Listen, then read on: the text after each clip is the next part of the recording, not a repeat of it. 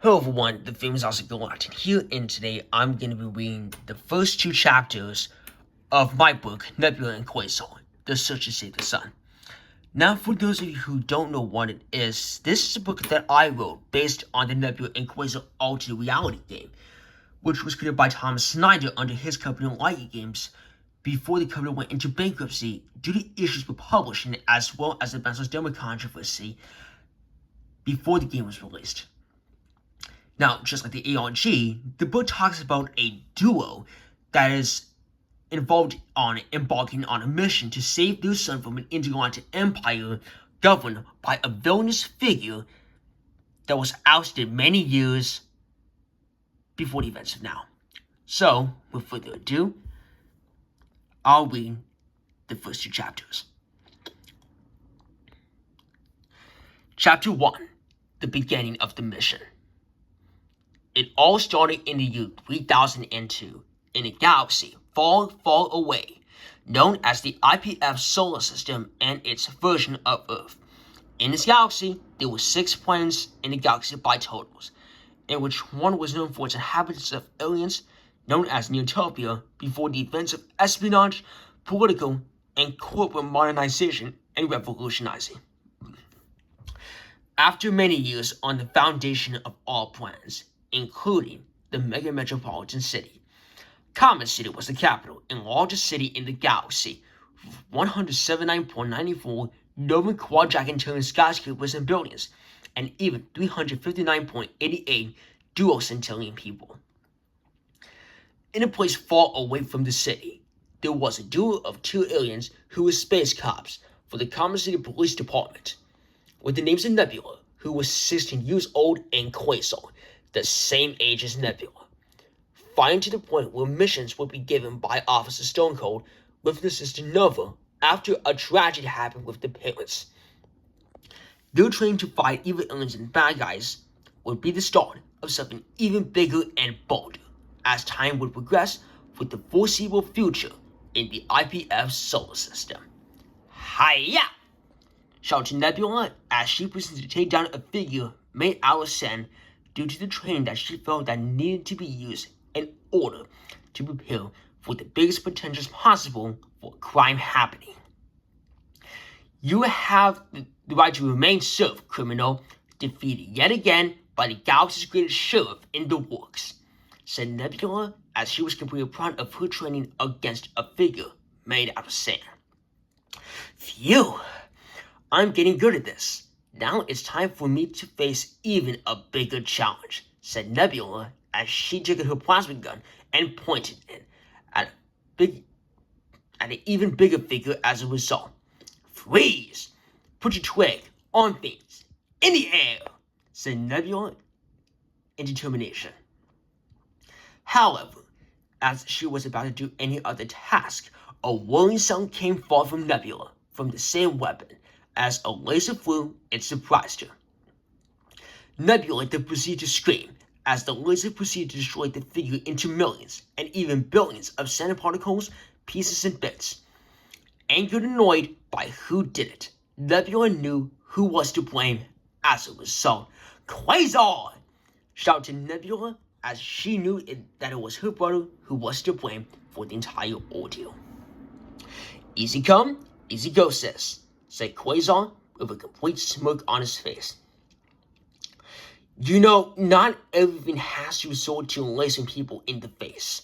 Sometimes, knocking them unconscious is good enough, said Nebula, who was trying to convince Quasar about the potential and positive ways to tackle down criminals, while Quasar was rolling his eyes at Nebula based on the statement Nebula made. Unlike you, when I'm finally promoted to being a full-time sheriff, I'll be ready to do things the hard way if I need to, said Nebula, who was bold and determined to tell Quasar that she was not afraid of anything that would be shown to the duo as a threat to the galaxy and even themselves. With what strategy? A slap in the wrist? Come on, learn to do things the fun way once in a while, said Quasar, who was doing his best to convince Nebula about a fun way when it comes to action and fighting for the galaxy in a mission that would be assigned under every cause by a government official or partners far away, while Nebula somehow had a serious mood. Okay, let's say we're taking out a usual meteor heist. We're pretty well prepared, thinking we're ready for anything, and we have how handy space ray to scare the quarks out of it, said Nebula as she was explaining the complete detail of the mission. I am listening, said Quasar as he was continuing to understand the point of Nebula, explaining a mission as an example to him based on an understanding. Just another bunch of dumb common criminals at our expense. But then you?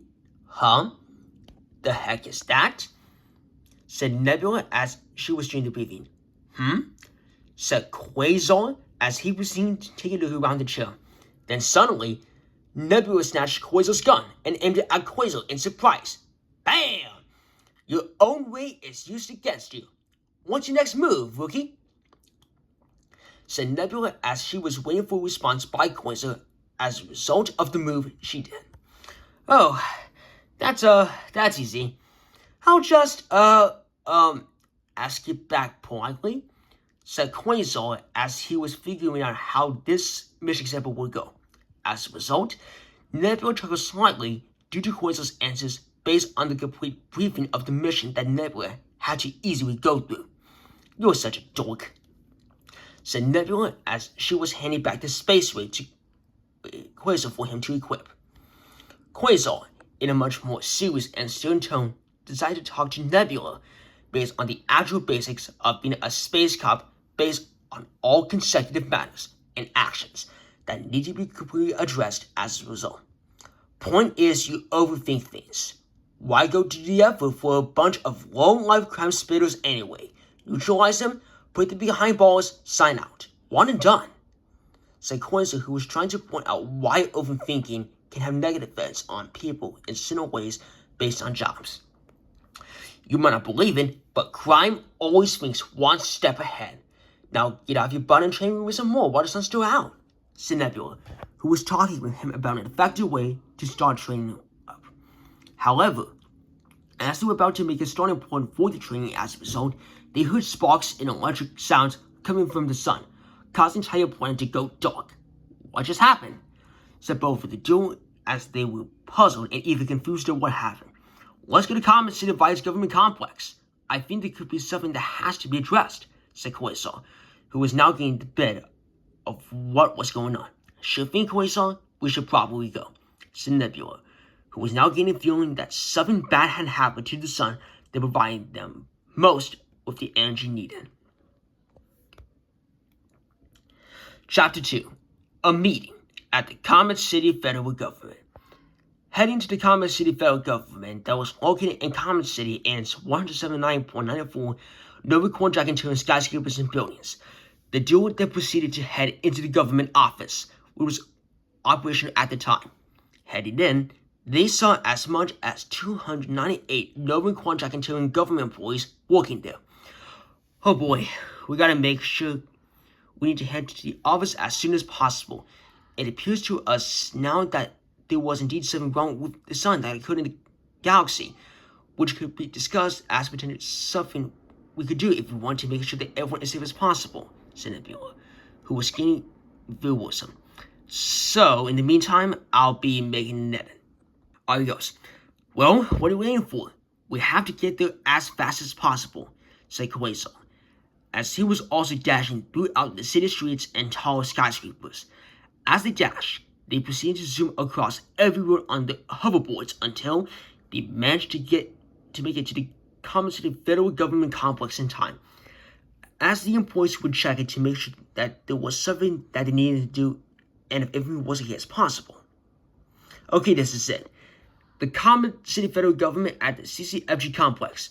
Now, all we need to do is head into the complex and as soon as possible and be able to start working on certain missions that are going to help us in the meantime after a brief discussion by the President's Chief in Command of Comet City Police Department, Officer Stone Cold, said Quasar, who was beginning to think there could be something that Officer Stone Cold could be cooking up based on his behalf of the political position given to him during the 3001 elections.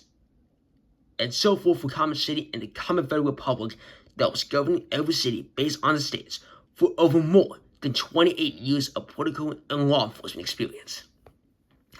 As they head to the top floor of the building, they saw Officer Stonecold's office door, which led to the office of Stonecold. As they entered in, they proceeded to explain to him what the problem was with the galaxy. "Officer Stonecold, there was an emergency," said Nebula as she was trying to talk to Stonecold what was going on and what happened to the galaxy. "Yeah, I heard. Everyone has," said Officer Stonecold as he agreed with Nebula and was also concerned about the issue going on in Common City and other cities in the Common Federal Republic. "Oh yeah, I just wanted to make sure," said Nebula, who was having some worrisome thinking and uncertainties on what Officer Stonecold was about to respond to Nebula. On the other hand, however, Quasar, who seeming to be annoyed, decided to ask them a question concerning the issue as well as Common City straight on behalf. "What in the Hawk's object is going on, Chief?" said Quasar, who was waiting for an answer in order for him to better understand what was going on with it. "Looks like the sun's giving up on herself. I guess that's what 4 billion years of burning will do to you after a while," said Officer Stonecold, who had the usual tone of a government officer and leader of the Common Federal Republic. "Wait, you're saying the sun's shorted out? How's it even possible?" said Quasar, who had the usual questioning in mind, and all basic responses to the statement given by Officer Stonecold. "Relax, Rookie. We got some guys working on the whole situation right now," said Officer Stonecold, as he was taking a look at the city and the sun being worked in as a result. However, after a few seconds of working on it, the outside suddenly began to illuminate, which revealed to be bright again due to the people that fixed it. "Ah, look at that. Speak of the Death Star," said Officer Stonecold, who looked outside along with Nebula and Quasar. As he looked, the replacement center that was installed to help the galaxy was taking itself in the form of a light bulb, which did not surprise anyone at all in the galaxy as a result. "That's gonna take some getting used to," said Quasar, who was taking a look at the sun as a result. However, on the other hand, Nebula, who was taking a look outside the light bulb, saw what was happening to the planets outside and gasped in complete surprise and shock due to the new replacement sun being installed. "Chief, that light bulb isn't giving our home the proper sunlight it needs. If our sun isn't fixed in time," said Nebula, as she was about to give common sense on fixing the sun as a result. However, before she could go any further, Officer Stonecold proceeded to interrupt the conversation with what was going to be happening. "Well, Rookie, nothing we could do set up an evacuation protocol for when the time comes. Hard sculpted doors got some nice people living about," said Stonecold, who was thinking of the best that the Common City federal government could do in order to help its citizens as well as other nations from the sun beginning to close. "Well, somebody's gonna need to do something. What if," said Nebula, as she was proposing for a strategic point in doing this mission effectively. However, like last time, Stone could have proceeded to interrupt discussion by his words as a result. "Are you mad? You two are still in your training phase. With the mission this grand, you two would probably find a way to mess it up and create a black hole somehow or something. You got spirit, Pink, but you're just not up for the task," said Stone Cold, as Nebula was nearly almost out of options as a result. Meanwhile, Quasar, who was beginning to nearly get mad, decided to get in an argument with Officer Stone Cold based on all the previous discussions that need to be explained on a daily basis. "Hey, watch it, bold butt," said Quasar with an insult as Stone Cold slammed both hands on his desk in response to Quasar's tone and choice of words. "You've been the team's greatest officer for 100,000 years now. Why so hopeless all of a sudden, huh?" said Quasar, who was now getting impatient and sounded provoked due to the statements said by Officer Stone Cold. So in the meantime, I'll update that for us. Alright, from where we left off, this is going to be the argument between Officer Stone Cold and Quasar. So, here we go. I'ma smash you in on a guitar right now just for saying that. Even if I wanted to, it would take 6 miracles an hour just to find a way to bring life back to that star. I'm assuming you've got a plan, Booker Boy, says Stone Cold in stillfulness and anger. Actually, I do, bold breath, said Quasar, who was now trying to think of ways to completely defend himself from Stone Cold by using his insults at Stone Cold. Yeah? Please shoot, you clear menace, said Stone Cold in response, which caused Quasar to lose nearly everything, but also allow him to defend him with something based on a statement. Actually, I don't, made with Muncher, but I'll think of one, exclaimed Quasar as he was trying to think of many other plans for the mission that could take it far beyond as anyone could expect. You can't even think of a good comeback, Plasma Punk, said Stone Cold as he was arguing with Quasar about the mission and the constraints that were going on in order for the mission to be steady as always without any issues going on. Yeah, well, hello to you, Rock Glider, said Quasar with his last insult. Okay, see how I'm not being insensitive? Said Stone Cold as he was continuing to argue with Quasar on behalf of the Common City federal government and Common City Police Department due to the arguing. However, on the other hand, Nebula, who was thinking about what was discussed, including 6 miracles that could be finally come up. So for that, I'll update that too. So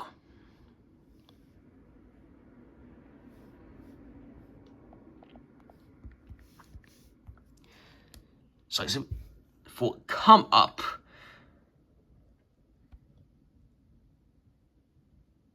With a solution that could change the future of Common City forever and potential mergers with other galaxies to create one of the largest solar systems in space and beyond. Aha! That's it, Chief. I believe I might have a way to save our sun.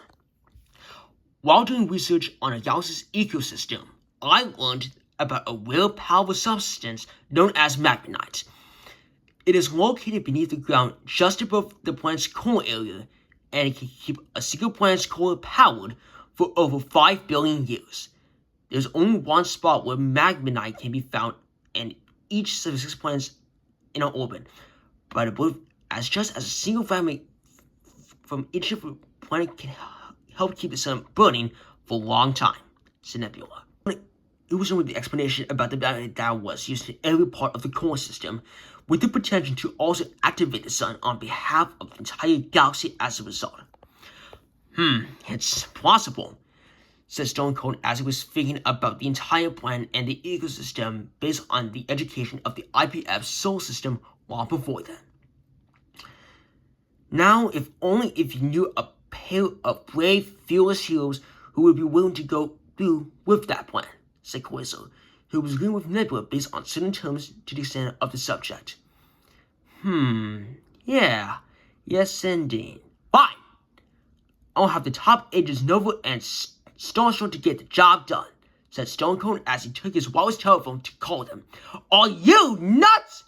Shouted Quasar as he pointed his space ray as if to stop him under every consecutive minute. I'm kidding. You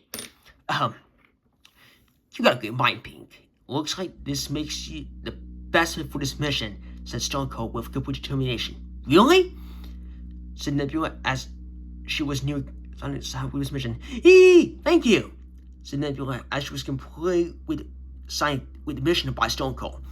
And you'll be teaming up with her, so you just get yourself killed, or vice versa. So it's going, thanks, I was joking calling you a minimum muncher, said Quasar, who was having some inconveniences with Stone Cold as a result. Chief, no matter what it takes, I promise you, I am not gonna let you, the sun, or this galaxy down, said Nebula with complete determination on the beginning of the mission assignment. I know you won't, Pink. Now, get out of here. You've got a star to save. Now we're calling you to, said Stone Cold as Nebula and Quasar departed to start the mission and do whatever it takes to save the sun and the galaxy from a brink of collapse. After the duo left, Nova, working as Stone Cold's boss, entered in and was ready to explain the reports that were recorded by both the Commerce City federal government along the Commerce City Police Department to that extent. Chief, we've had 5 space shuttle accidents since the blackout in the past hours. Do you want me to? Said Nova as she went still began to sob with tears nearly in his eyes. Chief, are you okay? Said Nova as she responded based on what happened as a result. I'm sorry, I'm just gonna miss the pink Ruka so much.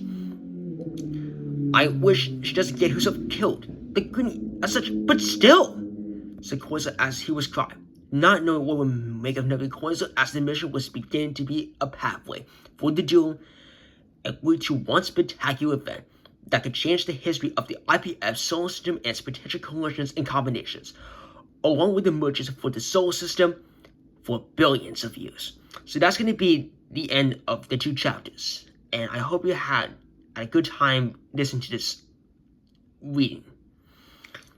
So if you do, don't forget to hit the like button down below, and also please subscribe to the famous Oscar Latin. More videos will be coming soon as I speak. Thank you. Have a good night.